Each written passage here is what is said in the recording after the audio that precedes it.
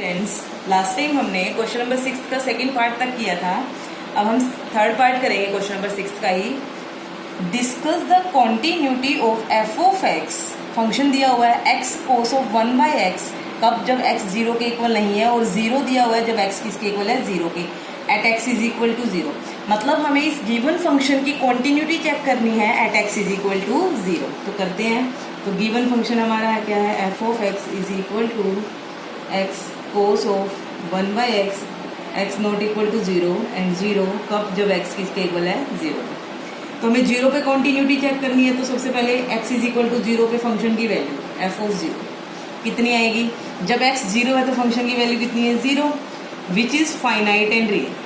तो continuity check करने की सबसे पहली कंडीशन तो फुलफिल हो रही है, विच is finite and real value.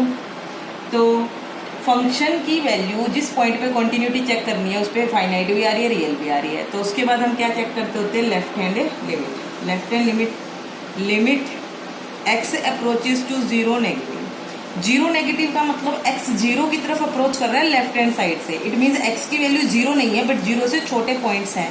और जब जब x की वैल्यू 0 नहीं है, फंक्शन कौन सा लेना है हमें, ये वाला x कोस ऑफ 1/x। तो लेंगे limit x approaches to 0 negative x cos of 1/x। अब x की जगह आप क्या पुट करेंगे, वही क्या, 0 माइनस h। मतलब x क्या है, 0 से छोटे वैल्यू है तो 0 में से कुछ माइनस करके मिलेगा।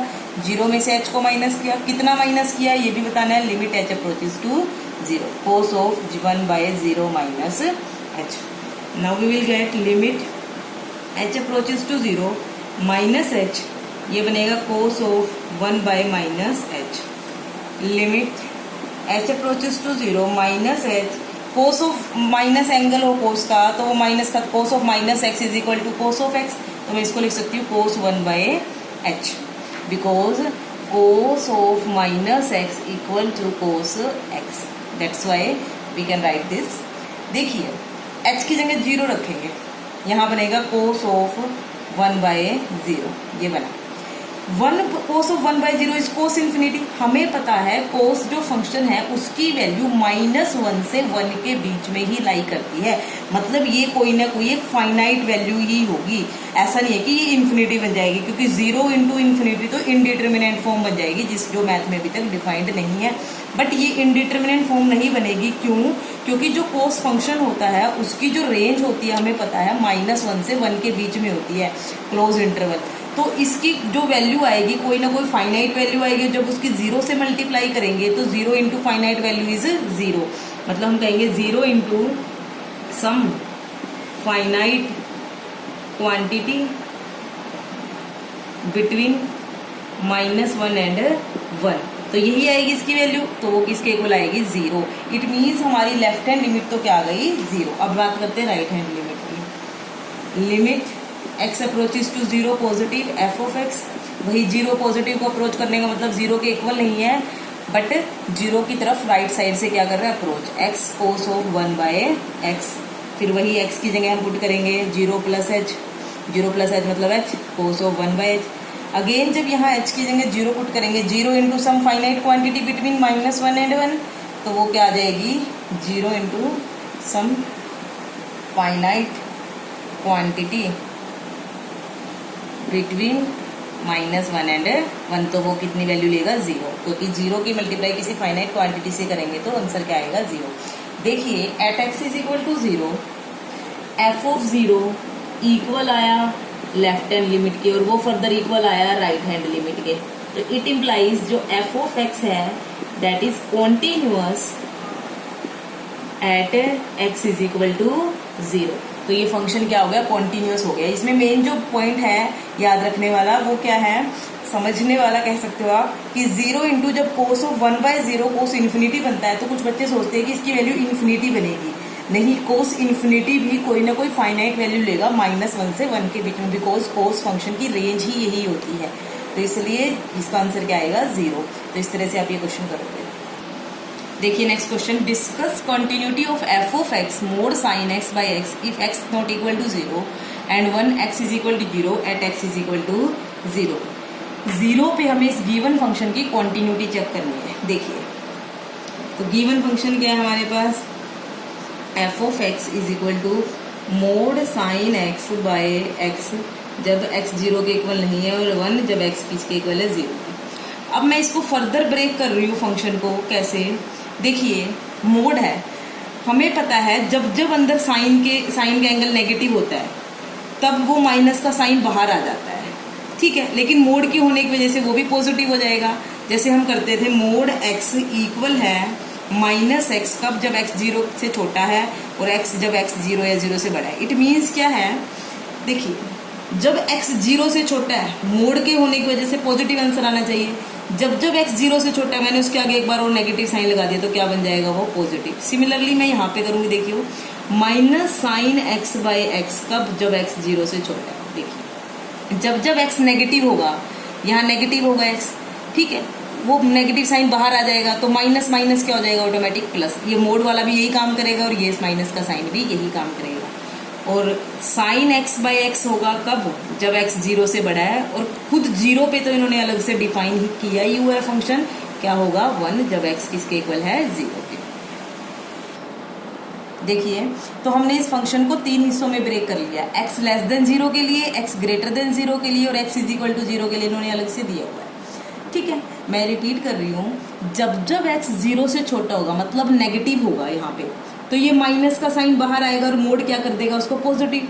हमें इस तरह से फंक्शन को ब्रेक करना है कि आंसर पॉजिटिव ही आए। देखिए यहाँ पे जब जब माइनस का साइन आएगा, आई मीन टू से कि नेगेटिव वैल्यू लेंगे हम एक्स की, तो वो माइनस बाहर आ जाएगा क्योंकि sine of minus x is minus sine x, और एक माइनस हमने बाहर लगा दिया तब, तो ये माइनस माइनस क्या कर देगा, इस क्वांटिटी को, न्यूमरेटर को पॉजिटिव बना देगा, और यहाँ भी इसकी वजह से पॉजिटिव ही आना चाहिए।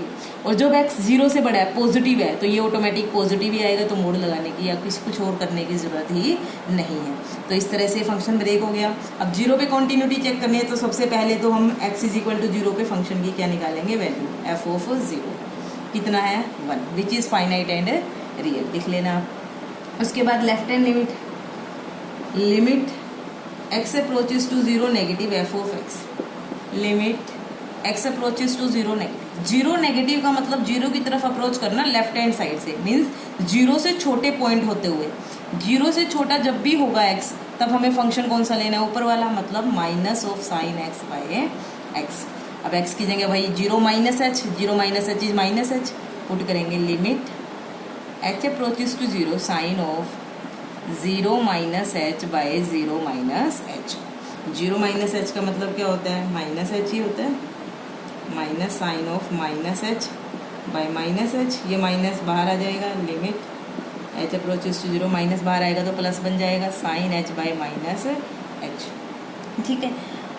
माइनस साइन में बाहर ले लूँ लिमिट से, limit h approaches to 0 sine h by h, ये कितना बनेगा 1, और माइनस कितना आ जाएगा, माइनस का 1, ठीक है। तो हमारा आंसर आ गया माइनस का 1। अब राइट हैंड लिमिट देखते हैं, limit x approaches to 0 positive f of x, limit x approaches to 0 positive मतलब 0 की तरफ राइट साइड से अप्रोच कर रहा है, इट मीन्स x 0 से बड़ी वैल्यू ले रहा है, तो जब भी x 0 से बड़ी वैल्यू लेगा तो ये फंक्शन लेना है, साइन x बाय एक्स।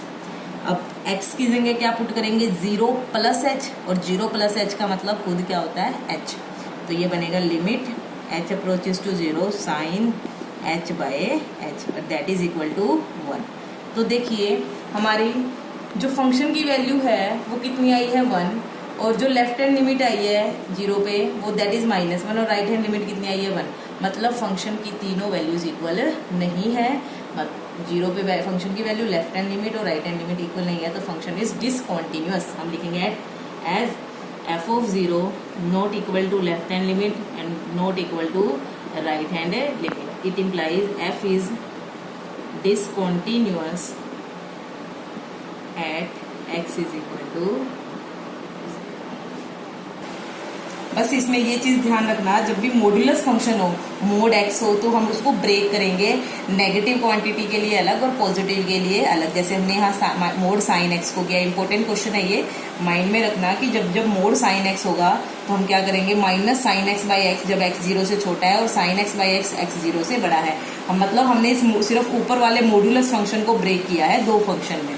तो इस तरह से आपको करना ही करना है। फिर हमने फंक्शन की वैल्यू निकाली, और जब लेफ्ट हैंड लिमिट लेंगे तो नेगेटिव क्वांटिटी वाली लेंगे, मतलब उस पॉइंट से छोटी वैल्यूज वाला फंक्शन लेंगे, और जब राइट हैंड लिमिट लेंगे तो उस पॉइंट से बड़ी वैल्यूज वाला फंक्शन लेंगे, कि जो फंक्शन उस बड़ी वैल्यू पे ले रहा है। तीनों निकाल लेंगे हम वैल्यूज, फिर हम चेक करेंगे कि फंक्शन की वैल्यू लेफ्ट हैंड लिमिट और राइट हैंड लिमिट इक्वल है या नहीं है। अगर होती है, वैसे मैक्सिमम केसेस में जो मॉड्यूलस फंक्शन होता है वो कई बार कॉन्टिन्यूस आ भी जाता है और नहीं भी आता, वो डिपेंड करता है कि सिर्फ मॉड्यूलस फंक्शन है या कोई और भी उसके साथ मिक्स हुआ पड़ा है। अगर सिर्फ और सिर्फ मॉड्यूलस फंक्शन है तो बहुत मैक्सिमम ऑफ टाइम वो कॉन्टिन्यूस ही आता है। तो ये फंक्शन क्या है हमारा, डिसकॉन्टिन्यूस। तो इस तरह से आप कर लीजिएगा। 2 क्वेश्चन हुए आज, लेकिन दोनों ही बहुत इंपॉर्टेंट क्वेश्चन थे। Thank you.